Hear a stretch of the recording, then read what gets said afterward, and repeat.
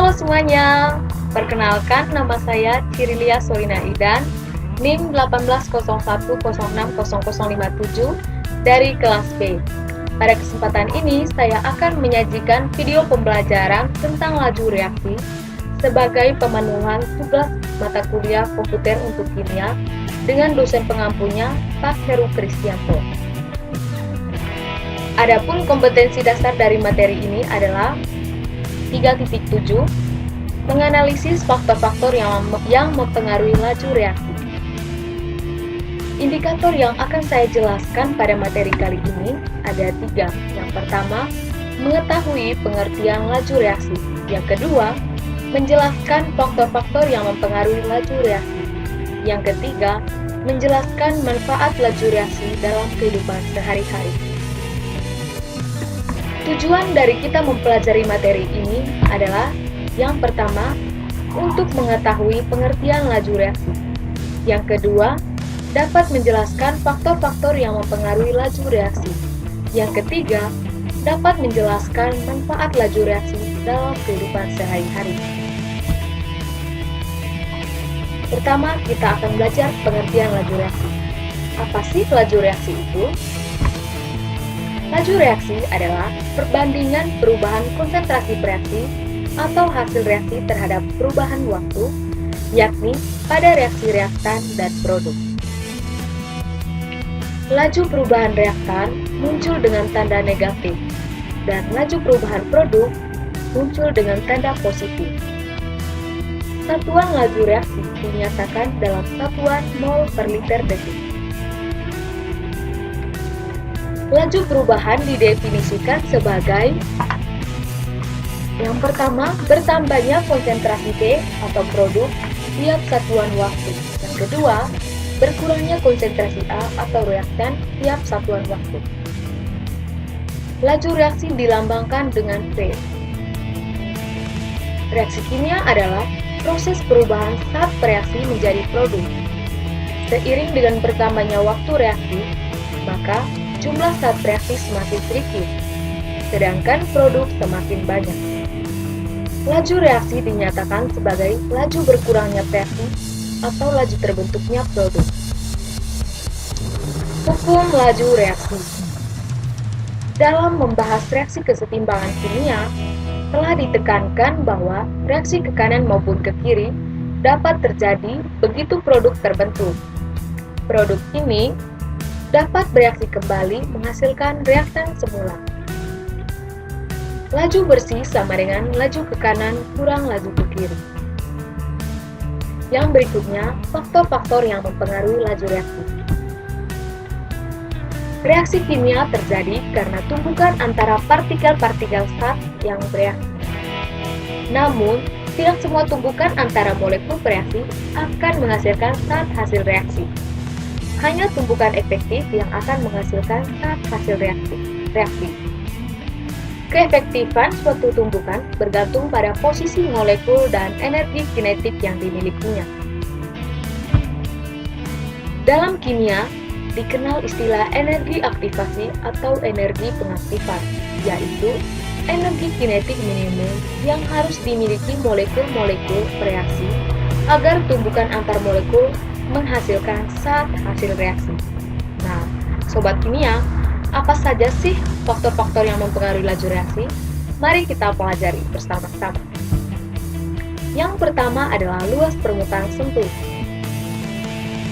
Semakin kecil luas permukaan bidang sentuh, maka semakin kecil tumbukan yang terjadi antar partikel, sehingga laju reaksi pun semakin kecil. Sebagai contoh, di sini ada tablet vitamin C dan serbuk vitamin C. Jika kedua jenis vitamin C ini dilarutkan, menurut teman-teman, manakah yang lebih cepat bereaksi? Secara teori, serbuk vitamin C akan lebih mudah bereaksi daripada tablet vitamin C. Mengapa demikian? Hal ini karena semakin kecil bidang sentuh. Suatu reaksi kimia akan berlangsung melalui tumbukan-tumbukan dari molekul-molekul zat yang bereaksi. Semakin luas bidang sentuh, kemungkinan terjadinya tumbukan semakin besar. Jadi, Semakin besar luas permukaan, maka laju reaksi akan berlangsung semakin cepat. Begitu pula sebaliknya. Yang berikutnya, suhu.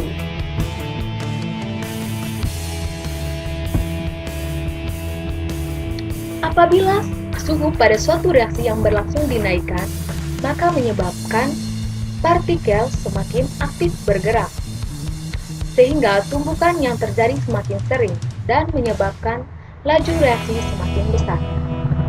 Begitu pula sebaliknya, apabila suhu diturunkan, maka partikel semakin tak aktif, sehingga laju reaksinya semakin kecil. Selanjutnya, konsentrasi bereaksi. Semakin tinggi konsentrasi berarti semakin banyak molekul-molekul dalam sekian satuan luas ruangan. Akibatnya, tumbukan antara molekul makin sering terjadi dan sering berlangsung semakin cepat.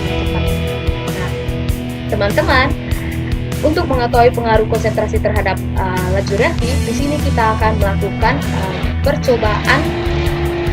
Alat yang kita gunakan yaitu 4 buah tabung reaksi, stopwatch, rak tabung reaksi, dan 4 buah gelas ukur. Sedangkan bahan yang kita gunakan yaitu 4 potong pita magnesium, larutan HCl 0,5 molar, 1 molar, 2 molar, dan 3 molar, dan masing-masing sebanyak 5 ml. Langkah yang pertama yaitu menyiapkan rak tabung reaksi dan tabung reaksi.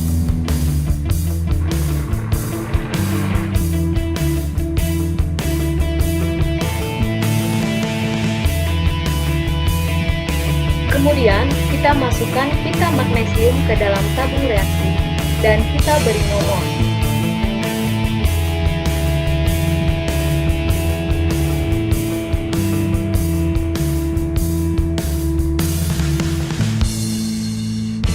Selanjutnya, kita masukkan larutan HCl dan kita ukur waktunya dimulai saat larutan HCl dituangkan sampai pita magnesium habis bereaksi.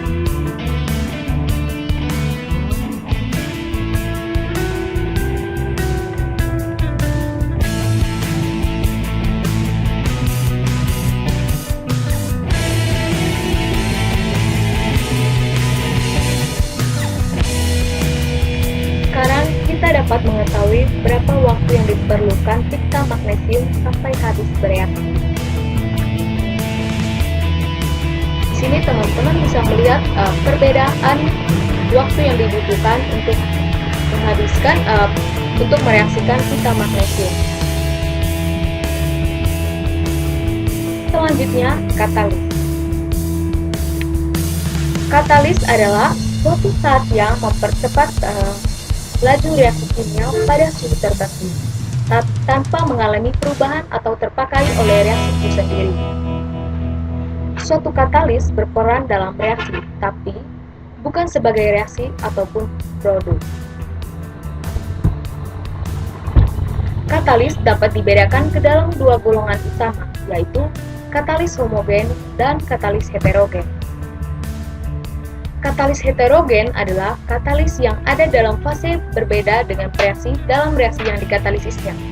Sedangkan katalis homogen berada dalam fase yang sama.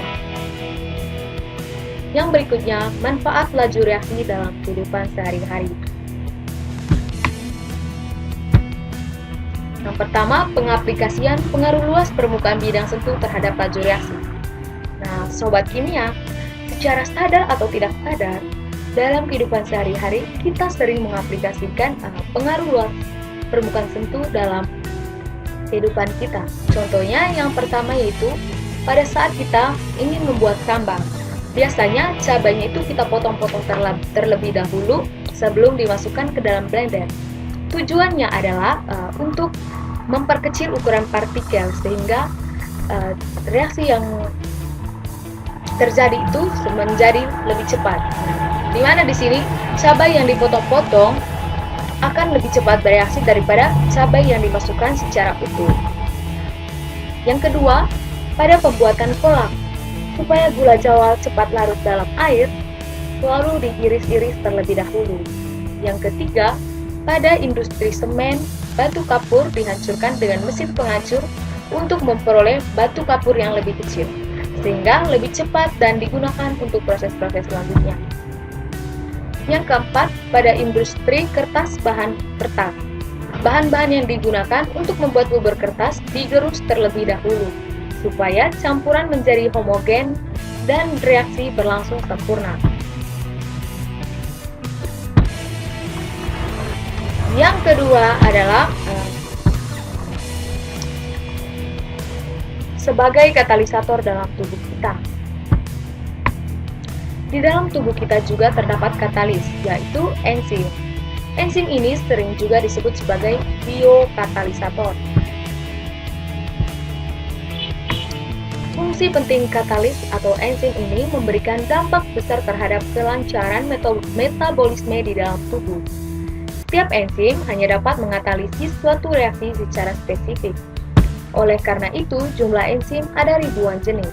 Misalnya, enzim protease yang hanya digunakan sebagai katalis dalam penguraian protein, tetapi tidak dapat mengatalisis penguraian sakkarosa. Enzim amilase di dalam mulut atau air liur yang membantu memecahkan amilosa menjadi maltose. Ya, teman-teman, mungkin ini saja yang sempat saya jelaskan pada video kali ini. Semoga dapat bermanfaat bagi teman-teman dan terima kasih.